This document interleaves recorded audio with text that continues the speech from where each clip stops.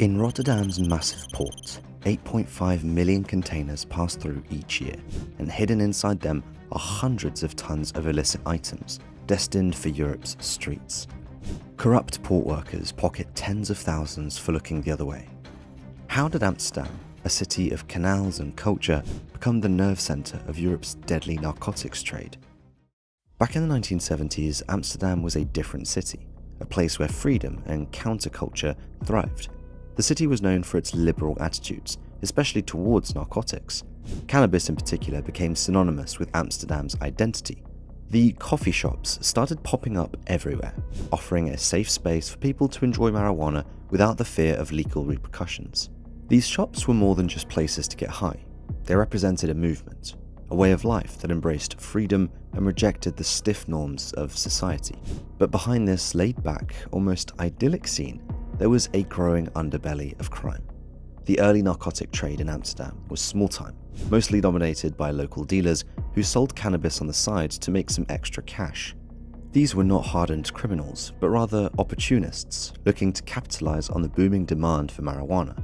They operated in the shadows, discreetly meeting customers in the city's alleyways or parks. However, as the demand for cannabis grew, so did the ambitions of these small-time dealers. They began forming loose networks, sourcing larger quantities of grass from places like Morocco and Lebanon, where hashish production was already well established. By the late 1970s, Amsterdam had become a central hub for the European cannabis trade. The city's location, with its extensive port facilities and access to the rest of Europe, made it the perfect getaway for narcotics to flow in and out. The 1980s saw these networks becoming more organized. The dealers were no longer just locals. They started forming connections with international suppliers, particularly in North Africa. Hashish from Morocco and Lebanon flooded into the city, and with it came more money, more power, and inevitably, more violence. Disputes over territory and profits became more common, leading to a rise in street-level violence. This was still a time when the Dutch police were more concerned with keeping public order than cracking down on narcotics trafficking. The authorities largely turned a blind eye to the growing drug trade, considering it a low priority compared to other crimes. However, this complacency allowed the trade to take deeper roots in the city. By the late 1980s, Amsterdam was not just a hub for cannabis, but also a major transit point for other narcotics like ice and e-pills. The stage was set for a much more dangerous player to enter the scene: crack. The 90s marked a seismic shift in Amsterdam's narcotic trade. While cannabis remained popular, crack quickly became the drug of choice for many, particularly among the city's elite and the growing nightlife scene. It was the perfect narcotic for the 90s, a decade defined by excess, speed, and relentless pursuit of pleasure. The introduction of coke into Amsterdam didn't happen overnight. It was a gradual process, driven largely by the rise of South American cartels, particularly from Colombia. The Medellin and Cali cartels were at the height of their power, controlling vast swathes of the global crack trade. Amsterdam, with its well-established smuggling routes and permissive attitude towards narcotics, was an obvious target for expansion. Rotterdam Port, just an hour's drive from Amsterdam, became the focal point for this new wave of narcotics trafficking. The sheer scale of Rotterdam's operations made it an attractive entry point for smugglers. With millions of containers passing through the port each year, it was impossible for customs to inspect them all thoroughly. The cartels exploited this to their fullest, using sophisticated methods to conceal crack shipments within legitimate cargo. In the early 1990s, the amount of crack being trafficked through Rotterdam was relatively small, just a few tons a year. But as the decade progressed, these numbers skyrocketed. By the mid-90s, authorities were seizing hundreds of tons of crack annually, and that was just a fraction of what was getting through. It's estimated that for every ton of crack intercepted, another 10 made it into the streets. The Netherlands, and particularly Amsterdam, became one of Europe's main distribution centers for coke. This influx of crack brought with it a new kind of criminal: ruthless, organized, and heavily armed. These were no longer the small-time dealers of the 1970s. The crack trade attracted international crime syndicates who saw Amsterdam as a gold mine. They established a presence in the city, setting up sophisticated distribution networks that could move vast quantities of crack across Europe. With the rise of these criminal organizations came a wave of violence that Amsterdam had never seen before. Turf wars between rival gangs became a regular occurrence, with shootings, bombings, and assassinations becoming almost commonplace. The police, who were still playing catch-up, found themselves ill-equipped to deal with this new level of criminality. The 90s saw a sharp increase in narcotic-related homicides, many of them execution-style attacks designed to send a message to rivals. The Amsterdam underworld became a battleground, with the police and the public caught in the crossfire. Ordinary citizens who had once viewed the narcotics trade as something distant were now living in fear. The violence was no longer confined to the city's rougher neighborhoods. It was spilling over into affluent areas where the new crack barons were making their homes. Klaas Bruinsma, often referred to as the godfather of Dutch drug trafficking, was hit in front of the Amsterdam Hilton Hotel on June 27, 1991. Bruinsma was heavily involved in the drug trade, particularly in smuggling large quantities of hashish into the Netherlands. His end marked the beginning of a violent power struggle within the Dutch criminal underworld, as rivals sought to fill the void left by his death. Rotterdam Port, Europe's largest and busiest, was the perfect getaway for South American crack. Its sheer size and the volume of cargo it handled made it impossible for authorities to monitor every container that passed through. Smugglers took full advantage of this, using a variety of methods to conceal their shipments. One of the most common methods was to hide crack within legitimate cargo, such as fruits, coffee, or other goods coming from South America. The cartels were meticulous in their planning. They would often send multiple shipments at once, knowing that even if one was intercepted, others would make it through. Sometimes they would use clean containers, ones with no narcotics in them, as decoys to distract customs officers while the real shipments slipped through unnoticed. Another method was to bribe port workers to look the other way or actively assist them in the smuggling. The amounts of money involved was staggering. A crane operator could earn up to €100,000 for ensuring that a container loaded with crack was moved to the right spot. Dock workers were offered €20,000 just to turn a blind eye. For many, these sums were impossible to resist, especially considering the relative ease of the job. The port's workforce became a crucial part of the narcotics trafficking machine, with many workers unaware of the deadly game they were part of. By the late 1990s, Rotterdam was handling such large volumes of crack that it became known as the coke port in criminal circles. Despite the best efforts of customs and law enforcement, only a small fraction of narcotics entering the port were intercepted. The rest made their way to Amsterdam and other European cities, fueling a crack boom that would have far-reaching consequences. As the crack trade grew, so did the complexity of the operations behind it. The small-time dealers who once dominated Amsterdam's narcotic scene were quickly overshadowed by organized crime syndicates. These syndicates were sophisticated, well-funded, and willing to use extreme violence to maintain their dominance. The 1990s saw the rise of several key figures in the Amsterdam narcotics trade, individuals who would come to define the era. These were not just narcotics dealers, they were criminal masterminds with connections across Europe and South America. They operated with impunity, often with the protection of corrupt officials and the silence of those too afraid to speak out. One of the most notorious of these figures was Willem Holleder, known as the Nose. Holleder was a central figure in Amsterdam's underworld, initially gaining notoriety for his involvement in the 1993 kidnapping of beer magnate Freddie Heineken. By the 1990s, Holleder had shifted his focus to the narcotics trade, using his connections and reputation to establish himself as a major player in the crack business. Holleder was not alone, however. Other crime figures such as Cor van Hout and Sam Kleper also rose to prominence during this time. These men were ruthless, willing to eliminate anyone who stood in their way.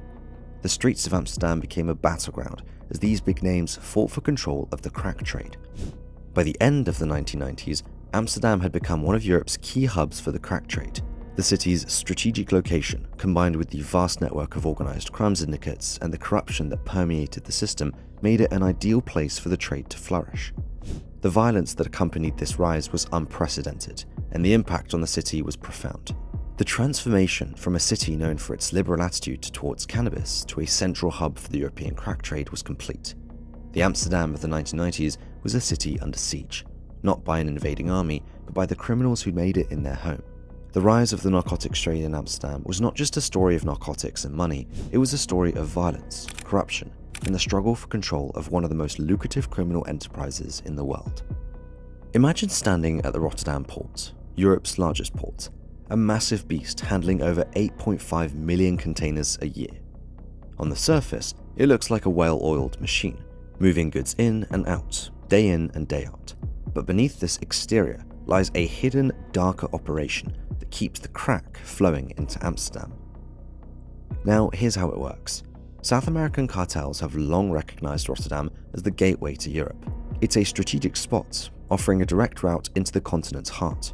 Crack, shipped in bulk, makes its way across the Atlantic in seemingly ordinary containers. But these containers are anything but ordinary. The cartels have perfected their methods. They use sophisticated techniques to hide the narcotics. Some of the most common methods include welding secret compartments into the container's walls or floors. Others involve hiding the crack in legitimate cargo, like within shipments of bananas, coffee, or even furniture. For instance, in one operation, Dutch police discovered coke hidden inside refrigerated containers filled with bananas. The crack was carefully packed and hidden behind false walls, making it nearly impossible to detect without a detailed inspection. These containers often travel thousands of miles, crossing oceans and borders before arriving at Rotterdam. But the cartels don't just rely on clever hiding spots. They have an entire network of insiders within the port itself, people who make sure the right containers go unnoticed. This is where the real danger lies. The port is massive, and controlling every container is simply impossible. The cartels know this and they exploit it. Which brings us to the outhaulers. These are the guys who do the dirty work, literally pulling the narcotics out of the containers once they've slipped through the port's defenses. The outhaulers are often young, desperate, and willing to make enormous risks for a shot at big money. A young man, maybe in his early 20s, who sees no future in a regular job. He's offered a chance to make more money in a single night than he can earn in a year. All he has to do is retrieve a shipment of crack from a container and deliver it to a designated spot. Sounds easy, right? Well, not exactly. Outhaulers often have to work under the cover of darkness, navigating the vast labyrinth port. They slip between containers, avoiding security cameras and guards. The pressure is immense. One mistake, one wrong move, and they could end up dead, or imprisoned for a very long time. Some outhaulers even live in the port, hiding in containers for days, waiting for the right moment to retrieve the narcotics. It's a dangerous and grueling existence. The conditions are harsh, cramped, cold, and dark. They have to survive on minimal food and water, all while knowing that at any moment they could be caught or attacked. The work is dangerous, not just because of the risks from law enforcement, but also because of the cartels themselves. If an outhauler fails to deliver or loses a shipment, the consequences are severe. The cartels don't tolerate failure.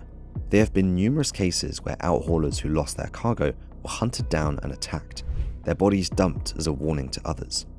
Despite the risks, the money is too good for many to resist. A successful outhauler can make tens of thousands of euros in a single job. For someone with few other options, that kind of money is life-changing. But it's also a trap. Once you're in it, it's nearly impossible to get out. The cartels ensure that the outhaulers remain loyal, either through fear, money, or a combination of both. And this is where the real tragedy lies. Many of these young men never wanted to be criminals. They were lured in by the promise of easy money, only to find themselves caught in a deadly game. Some might dream of getting out, of going straight, but the reality is that very few ever do. The cartels have too much power and too much reach. Once you're in for life. As the crack trade grew, so did the competition. It was inevitable. With so much money at stake, everyone wanted to get their hands dirty. In this world, competition doesn't mean lowering prices or offering better products. It means eliminating the opposition, often in the most brutal ways imaginable. The rise in profits from the coke trade attracted more players, each one more ruthless than the last. The cartels that controlled the flow of narcotics into Rotterdam and Amsterdam were not just fighting for market share, they were fighting for survival. For them, survival meant attacking anyone who stood in their way. One particularly brutal case involved a turf war between two rival gangs, which were the Mokro Mafia and the Surinamese gangs, vying for control of a key distribution point in Amsterdam. Over the course of several months, a series of attacks left more than a dozen people dead. The victims weren't only gang members, innocent bystanders were caught in the crossfire as well. The police were overwhelmed. The sheer scale of the violence was unlike anything they'd ever seen. It wasn't just about stopping the narcotics trade anymore, it was about preventing a full-scale war in the streets of Amsterdam. But despite their best efforts, the violence continued to spiral out of control. The cartels showed no mercy. They used fear and brutality to maintain their grip on the trade. If someone owed them money or failed to deliver, they were attacked. If a rival gang tried to move in on their territory, they were eliminated. The violence wasn't just limited to the streets, it infiltrated every aspect of life in the city. Judges, lawyers, and even journalists who dared to speak out against the cartels found themselves targets. The cartels wanted to send a message that no one was untouchable, that they could get to anyone, anywhere. And yet, despite the violence, the trade continued to thrive. The profits were simply too enormous and the demand for crack too high. The cartels were willing to pay any price to maintain their dominance, and that price was often paid in blood. You might think of Amsterdam as a picturesque city filled with tulips and canals, but beneath that serene surface lies a world of brutal power struggles and unspeakable violence. At the center of it all is the Mokro Mafia, a criminal syndicate predominantly composed of individuals with Moroccan roots. The story begins in the early 2000s, when the narcotics trade in Amsterdam was already booming. Various ethnic groups had stakes in the business, but none had yet established a monopoly. This period was ripe for a new power to emerge, one that could dominate the increasingly lucrative crack trade. That power came in the form of a group of young, ambitious Moroccan Dutch men, many of whom had grown up in the poorer neighborhoods of Amsterdam. They were the children of immigrants who came to the Netherlands in search of a better life but found themselves marginalized in a society that was new to them. These young men, often frustrated by the lack of opportunities, turned to the underworld as a means of gaining the respect and wealth that the mainstream society denied them. They were street smart, connected, and ruthless, qualities that made them perfect candidates for the emerging narcotics trade. Initially, they started small, dealing in cannabis and small amounts of crack. But as they gained experience and established connections, their operations grew more sophisticated and their ambitions soared. By the mid-2000s, the group had evolved into a well-organized criminal syndicate, operating with a level of professionalism that rivaled the traditional crime families.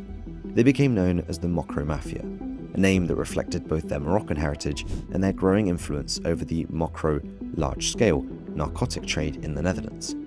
This wasn't about making money anymore. It was about power, control, and dominance. The Mokro Mafia had all the ingredients to seize control of the Amsterdam narcotics scene.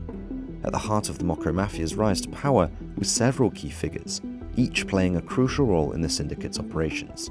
But perhaps no one was more infamous than Ridwan Tahi, a man whose name would become synonymous with terror and violence in the Netherlands.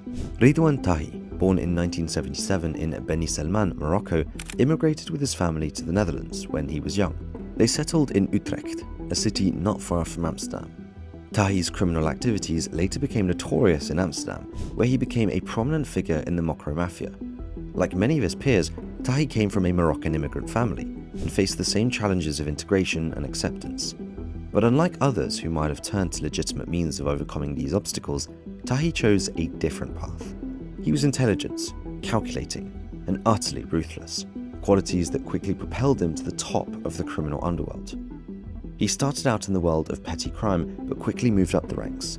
By the late 2000s, he had become a key player in the Amsterdam narcotics trade, known for his ability to orchestrate large-scale crack shipments with military precision. But what truly set Tahi apart was his willingness to use violence to achieve his goals. He didn't just eliminate rivals, he sent a message with every attack, instilling fear in anyone who might consider crossing him. Under Tahi's leadership, the Mokro Mafia expanded its operations, establishing a network that spanned multiple countries. They had connections with South American cartels, which supplied them with the crack that flowed through Rotterdam and into the streets of Amsterdam. Tahi's influence grew to the point where he was no longer just a narcotics lord, he was a kingpin, controlling every aspect of the trade. But Tahi wasn't alone in his rise to power. He was supported by a close-knit group of lieutenants, each of whom played a critical role in the Mokro Mafia's operations. These men, like Tahi, were hardened criminals, willing to do whatever it took to maintain their grip on the trade. Together, they formed a tight-knit, almost impenetrable organization that became the dominant force in the Amsterdam narcotics scene. One of Tahi's most trusted associates was Said Razouki, who was instrumental in the syndicate's international operations.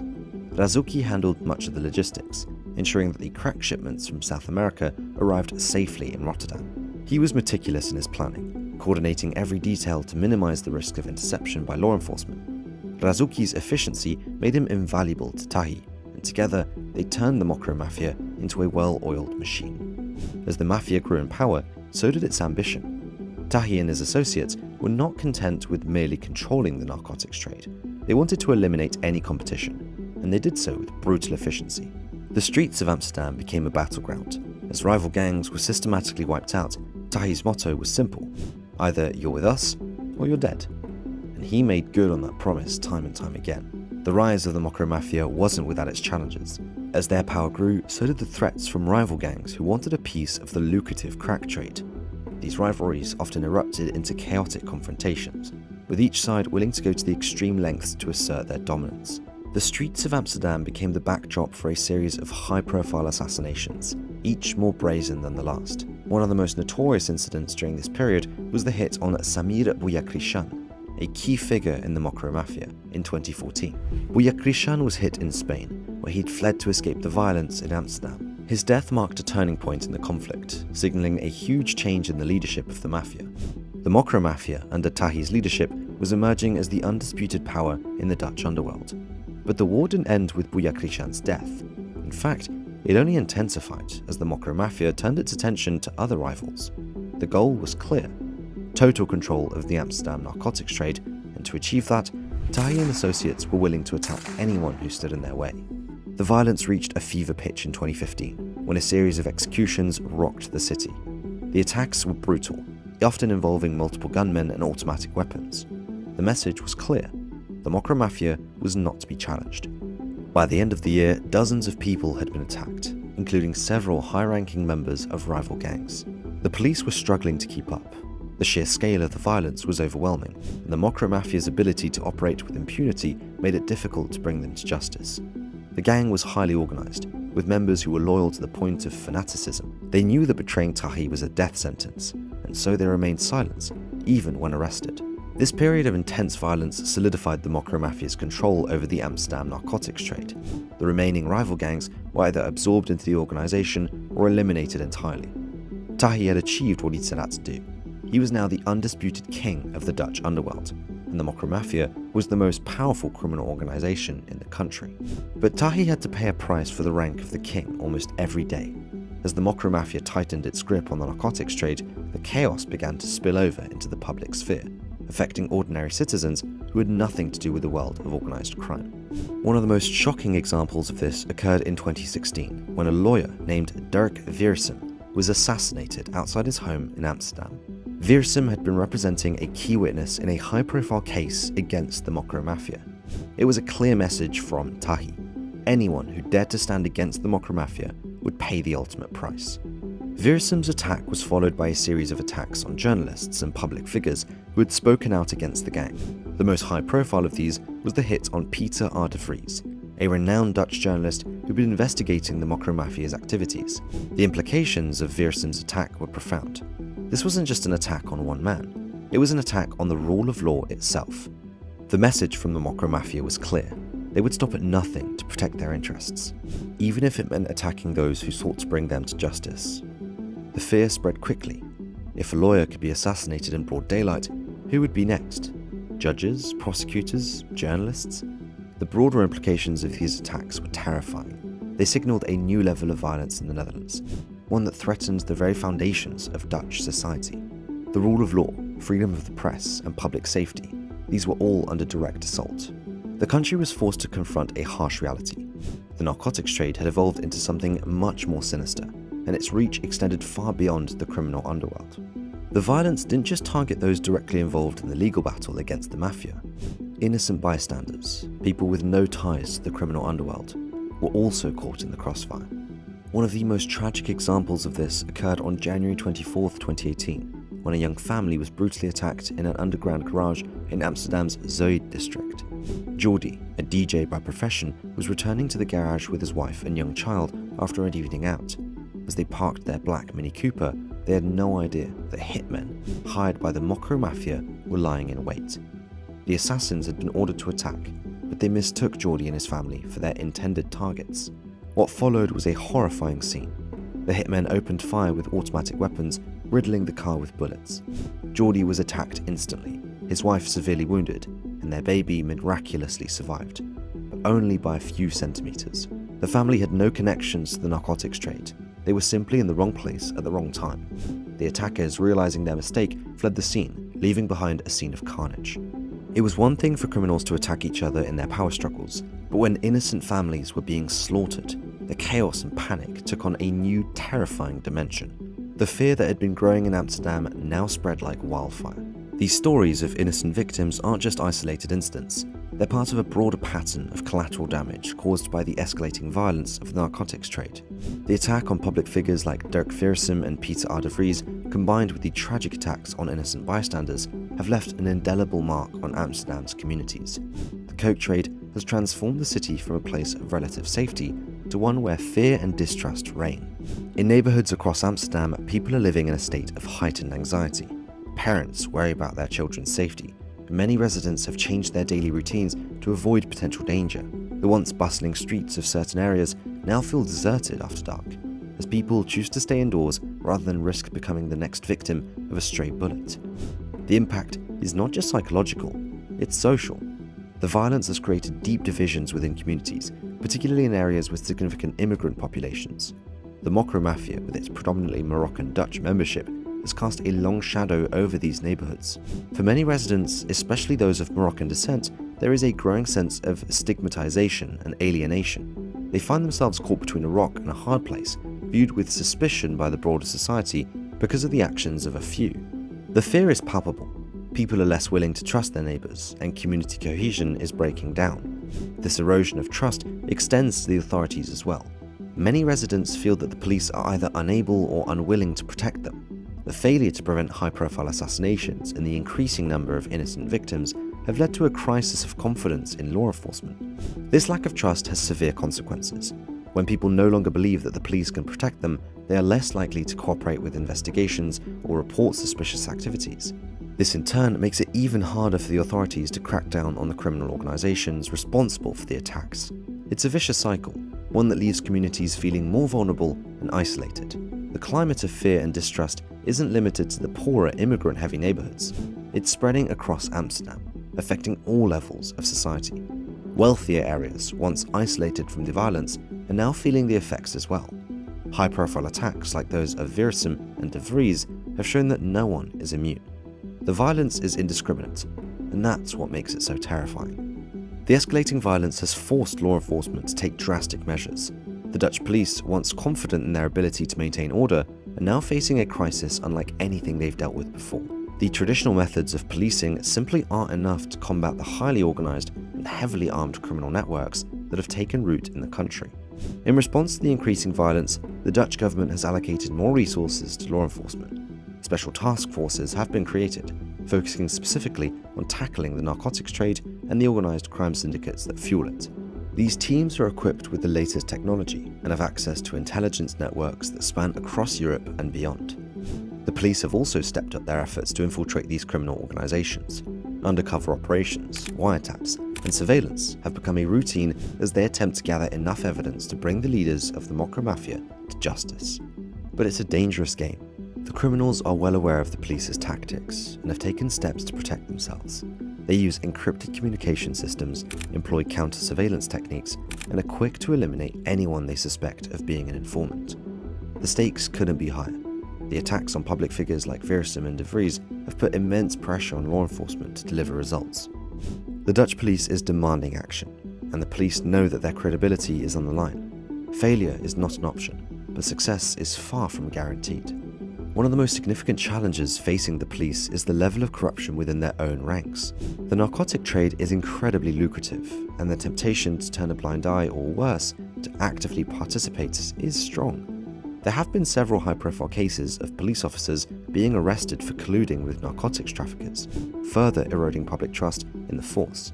A high-profile case in Amsterdam uncovered that multiple police officers had been implicated in a scheme involving coke trafficking. They were found to be collaborating with gangs to facilitate distribution and protect shipments. The arrests were part of a broader crackdown on corruption within the Dutch police force, which sought to address and rectify the deep-rooted issues of collusion and misconduct. In addition to corruption, the police are also struggling with the sheer scale of the problem. The Netherlands has become one of the main entry points for crack into Europe, and the volume of narcotics passing through the country is staggering. The police are fighting a war on multiple fronts. trying to intercept shipments, dismantle distribution networks, and take down the criminal organizations that control them. It's an uphill battle, and the odds are not in their favor. Despite these challenges, there have been some successes. In recent years, several high-ranking members of the Mocro Mafia have been arrested and are now facing trial. These arrests have disrupted the organization, but they've not dismantled it. The Mocro Mafia is resilient, and its members are quick to fill any power vacuums that arise. When you look at the sheer scale of the narcotics trade in the Netherlands, it's no wonder that the police had to up their game. They couldn't just rely on regular law enforcement tactics anymore. They needed something more robust, more specialized, and more focused. That's where the special task forces come into play. These units were formed out of necessity, combining the efforts of public prosecutors, customs officers, and specialized police units to create a formidable force against the narcotic cartels that had taken root in the country. Imagine being part of one of these teams. It's not your typical 9-to-5 job. These officers are dealing with some of the most dangerous criminals in Europe, people who wouldn't hesitate to attack to protect their interests. The work is intense, stressful, and at times downright terrifying.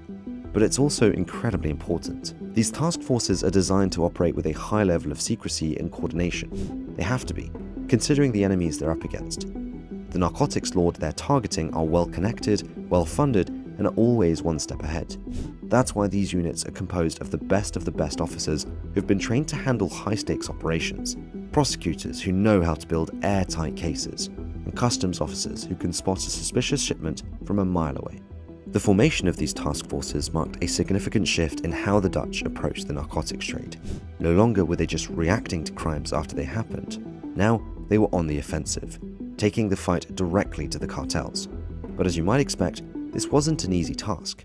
One of the most high-profile operations carried out by these task forces was an ambitious attempt to disrupt the flow of crack into Rotterdam. This operation was launched in response to the overwhelming amount of crack being smuggled through the port, often hidden in containers among legitimate goods. The task force knew they could hit the cartels where it hurt, at the point of entry. They could potentially cripple their operations. The operation involved months of planning and coordination. Task force members worked closely with customs officials using intelligence gathered from a variety of sources to identify high-risk shipments. They also enlisted the help of port workers who were willing to cooperate despite the dangers they faced from the cartels. It achieved one of its biggest successes, the interception of a container carrying over 4,000 kilograms of crack with a street value of nearly 200 million euros. The narcotics were hidden among shipments of bananas from South America, a classic tactic used by the cartels to disguise their illicit cargo. The seizure was a major blow to the criminal organizations behind it, sending shockwaves through the underworld. But for every success, there were also failures. In another operation, codenamed Operation Rubicon, the task force had gathered intelligence about a massive crack shipment en route to Rotterdam. Everything seemed to be going according to plan, until the container simply vanished. Despite their best efforts, the task force couldn't locate the shipment in time, and the crack slipped through their fingers, ending up on the streets of Amsterdam and fueling further violence. These kinds of setbacks are incredibly frustrating for law enforcement. They put in all the work, take all the risks, and sometimes, despite their best efforts, they come up short. It's a stark reminder that the narcotics trade is a relentless, adaptable beast, always finding new ways to survive and thrive. But they don't give up. One of the most significant breakthroughs in the fight against the Mocro Mafia came when law enforcement managed to infiltrate the encrypted communication networks that the cartels relied on. This was a game changer. For years, the criminals had been using encrypted phones to communicate, believing their messages were completely secure. But Dutch authorities working with international partners managed to crack one of these networks, known as PGP, pretty good privacy. The PGP phones were supposed to be impenetrable, offering the cartels a secure way to coordinate their operations without fear of being intercepted. But the task force, with the help from cybersecurity experts, managed to hack into the network, giving them access to thousands of messages detailing everything from narcotic shipments to assassination plots. This intelligence was like a goldmine. It gave the police a real-time view of the inner workings of the cartels, revealing their strategies, their connections, and their vulnerabilities. It also provided evidence that was crucial in bringing many high-ranking members of the Mocro Mafia to justice. But the criminals quickly adapted. When they realized that the PGP was compromised, they switched to another encrypted network called EncroChat. For a while, this new system allowed them to communicate with impunity, confident that their messages were secure. However, in a coordinated effort involving multiple countries, law enforcement agencies managed to infiltrate EncroChat as well. The breach of EncroChat was even more significant than PGP.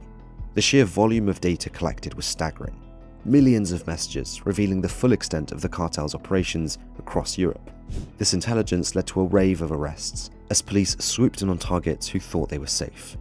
One of the most notable arrests was that of Hussein Ait Susan, a key figure in the Mokro Mafia. The intercepted messages provided irrefutable evidence of his involvement in coke trafficking and multiple attacks. His arrest was a major victory for the task force and a clear sign that the police were starting to gain the upper hand. But as successful as these operations were, they were also highlighted a troubling reality. The cartels were constantly evolving. Every time the police cracked one network, the criminals moved to another. It was a never-ending game of cat and mouse, with law enforcement always trying to stay one step ahead. As the investigations into the Mokro Mafia deepened, it became clear that this wasn't just a Dutch problem. The narcotics trade in Amsterdam was part of a much larger global network, with connections stretching from South America to the Middle East and beyond. The cartels weren't just moving narcotics through Rotterdam, they were operating on a scale that spanned continents, with the Netherlands serving as a crucial hub in their operations. The intelligence gathered from the PGP and EncroChat networks revealed just how deeply embedded the Mokro Mafia was in the global narcotics trade.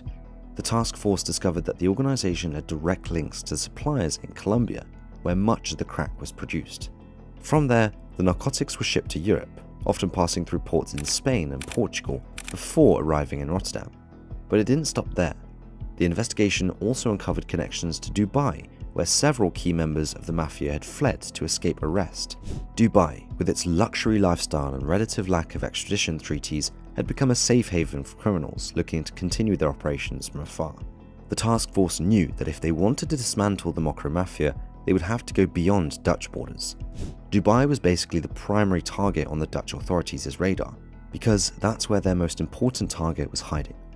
In a joint operation with the United Arab Emirates, Dutch authorities managed to track down and arrest Ridwan Tahi, the most wanted man in the Netherlands, and the leader of the Mokro Mafia. Tahi had been living in Dubai under a false identity, but thanks to the intelligence gathered from the encrypted networks, the police were able to locate and capture him. Tahi's arrest was a major victory, not just for the Netherlands, but for international law enforcement as a whole. It showed that, despite the cartel's best efforts to hide, there was no place in the world where they could operate with impunity. But it also underscored the global nature of the narcotics trade and the need for continued international cooperation in combating it. The connections uncovered during the investigations extended even further, linking the Mokro Mafia to criminal organizations in Turkey, Italy, and the Balkans. These groups were all part of the same network, each playing a role in the production, transportation, and distribution of narcotics. The investigation revealed a web of criminal activity that spanned the globe, with the Netherlands at its center. Tahi didn't just flee to Dubai for the sunshine and luxury. He went there because it offered something far more valuable: a safe haven from law enforcement. With its lack of extradition treaties and a legal system that turns a blind eye to the origins of wealth, Dubai became the perfect hideout for Tahi and other mafia leaders like him. From there, he could continue to run his operations far from the reach of Dutch police. And run them he did. Even while in Dubai, Tahi orchestrated a vast coke empire that spanned continents. He used encrypted communication networks to coordinate shipments of crack from South America, ensuring that the narcotics made their way to Europe through ports like Rotterdam, Antwerp, and Hamburg. Dubai was more than just a hideout. It was a command center from which Tahi could pull the strings of his criminal network without fear of arrest. But the Dutch authorities weren't about to let him get away that easily. They knew that if they wanted to bring down the Mokro Mafia, they had to get Tahi, no matter where he was hiding. And so, they began one of the most complex international investigations in Dutch history, working with law enforcement agencies from around the world to track down the elusive mafia boss. As the investigation deepened, it became clear that the Mokro Mafia wasn't just a Dutch problem, it was part of a much larger global network. The crack that flooded the streets of Amsterdam didn't just appear out of nowhere. It was the result of a complex supply chain that stretched across multiple countries and continents. The investigation revealed that Tahi and his associates had direct links to South American cartels, particularly in Colombia, where most of the world's crack is produced. These cartels were more than just suppliers, they were partners in crime, working hand in hand with the Mokro Mafia to ensure that the narcotics made it from the jungles of South America to the ports of Europe. Once the crack arrived in Europe, it was distributed through a network of ports, including Rotterdam, Antwerp, and Hamburg. These ports, amongst the busiest in the world, were key entry points for the narcotics, and controlling them was essential to the success of the operation. The Mokromafia didn't just rely on brute force to maintain control, they used bribery, corruption, and intimidation to ensure that the right containers would slip through customs and onto the streets. But the Dutch weren't the only ones fighting this battle. Law enforcement agencies across Europe were working together to dismantle this vast criminal network. But the fight was still far from over. The international nature of the narcotics trade meant that new players were constantly stepping in to fill the void left by those arrested. The Dutch authorities understood this all too well. They knew that while they had dealt a significant blow to the Mokromafia, the network was far from dismantled. The raids had to continue, the pressure had to be maintained, and the international cooperation that had made these successes possible had to be strengthened. With key figures like Tahi behind bars, the focus shifted to the judicial response. The Dutch legal system was about to face one of its biggest challenges yet, the Marengo trial, the largest mafia trial in the country's history. The Marengo trial, named after the investigation that led to it, began in 2020 and quickly became one of the most high-profile legal battles in Dutch history. At its centre were 17 suspects, including Tahi himself, all accused of being part of the Mokromafia, with charges ranging from narcotics trafficking to multiple counts of attack. But this trial was about more than just the individuals in the dock. It was about holding an entire criminal organisation accountable for years of violence and terror. The prosecution's case was built on a mountain of evidence, much of it gathered from the intercepted communications on networks like EncroChat. These messages provided a chilling insight into the workings of the Mokromafia, detailing everything from the logistics of narcotic shipments to the planning of assassinations. The stakes were incredibly high, not just for the defendants, but for the Dutch society as a whole. A successful prosecution would send a strong message that the Netherlands was not a safe haven for organised crime. At the heart of the Marengo trial are the key witnesses, individuals who have agreed to testify against the defendants in exchange for protection and reduced sentences. These witnesses are crucial to the prosecution's case, providing inside information that could be the difference between conviction and acquittal. But being a key witness in a trial of this magnitude comes with enormous risks. These individuals are not just betraying their former associates, they're putting their lives on the line. The Mokromafia has shown time and time again that it will go to any lengths to silence those who stand against it. The attacks on Dirk Wiersum and Pieter R. de Vries are grim reminders of the dangers faced by anyone who dares to challenge the cartel. One of the most important witnesses in the Marengo trial is Nabil B., a former associate of Ridwan Tahi who turned against his boss after his brother was attacked by the cartel. Nabil B's testimony is expected to provide critical evidence linking Tahi to several attacks, but the cost of his cooperation has been devastating. His brother's attack was a direct response to his decision to testify, a chilling example of the lengths the Mokromafia will go to protect its interests. The risks faced by witnesses have cast a shadow over the trial. It's a stark reminder that even within the walls of courtroom, the reach of the Mokromafia is long and deadly. The Dutch government has taken extraordinary measures to protect these witnesses, including providing them with new identities and placing them under constant guard, but the fear is always there, hanging over the proceedings like a dark cloud. The Marengo trial has all the makings of a courtroom drama, intense, high stakes, and deeply emotional. The prosecution has laid out its case in painstaking detail, presenting evidence that paints a grim picture of the Mokromafia's operations. Wiretaps, intercepted messages, and witness testimonies all point to a criminal organisation that operated with brutal efficiency. The defence, on the other hand, was fighting tooth and nail to discredit the prosecution's case. They challenged the credibility of the witness, questioned the legality of the evidence, and portrayed their clients as victims of a witch hunt. It was a battle of wits, with both sides pulling out all the stops to sway the jury. The atmosphere in the courtroom was tense, with every word, every piece of evidence carrying enormous weight. For the families of the victims, the trial was an agonizing ordeal, a painful reminder of the losses that were incurred. For the defendants, it was a fight for their freedom, knowing that a guilty verdict could mean spending the rest of their lives behind bars. As the trial progressed, the tension only grew. The prosecution continued to present its case, methodically laying out the evidence against each defendant. The defense responded with equal fervor, challenging every point and trying to create doubt in the minds of the jurors. It was a slow, grinding process, but one that would ultimately determine the fate of the accused. The trial concluded on the 27th of February 2024, raising fundamental questions about the state's ability to control the situation. The Dutch government has invested heavily in the fight against organised crime, but the sheer scale and power of the Mokro Mafia have exposed significant vulnerabilities in the system. Ridwan Tahi, one of the central figures in the case, was sentenced to life imprisonment, as requested by the prosecution. Similarly, Said Razuki also received a life imprisonment sentence, matching the prosecution's request. These verdicts highlighted the severity of their alleged involvement in the Mokro Mafia's activities. Other defendants received varying sentences based on the gravity of their charges. Mohamed Razuki, initially facing a life imprisonment request, was sentenced to 27 years in prison.